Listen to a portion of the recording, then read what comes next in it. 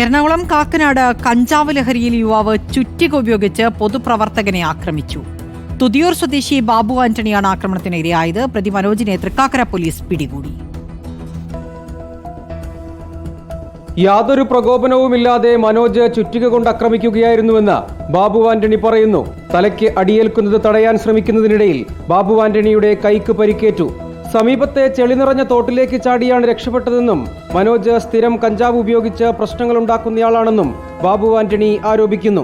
മനോജ് എന്ന് പറയുന്ന ഒരു പയ്യൻ ഓടി വന്നു. സ്ഥിരം കഞ്ചാവ് ഉപയോഗിക്കുന്ന ആളും അവിടെ ഒരു വലിയ ഗ്യാങ് ആയിട്ട് അവിടെ നിന്ന് എല്ലാ ദിവസവും അവിടെ വൈകുന്നേരങ്ങളിൽ നിന്ന് കഞ്ചാവ് കഴിക്കുന്ന ആളോ വലിക്കുന്ന ആളോ അവിടെ പെട്ടെന്ന് ഒരു ചുറ്റികമായിട്ട് വന്നു. ഞാൻ എന്നെ ഉപദ്രവിക്കാൻ വരുന്നതെന്ന് എനിക്ക് അറിയില്ലായിരുന്നു. അതിനടുത്ത് വരികയും എന്റെ തലക്ക് ലക്ഷ്യം വെച്ചിട്ടാണ് അടിച്ചത്. വേഗത്തിൽ പ്രതിരോധിച്ചത് കൊണ്ട് മാത്രമാണ് തലയ്ക്ക് അടികൊള്ളാതെ തലനാരിഴയ്ക്ക് ബാബു ആന്റണി രക്ഷപ്പെട്ടത്. കൈക്ക് പരിക്കേറ്റ ബാബു ചികിത്സ തേടി. അക്രമത്തിന് പിന്നാലെ പ്രതി തുതിയൂർ സ്വദേശി മനോജിനെ പോലീസ് പിടികൂടി. റിപ്പോർട്ട് കൊച്ചി.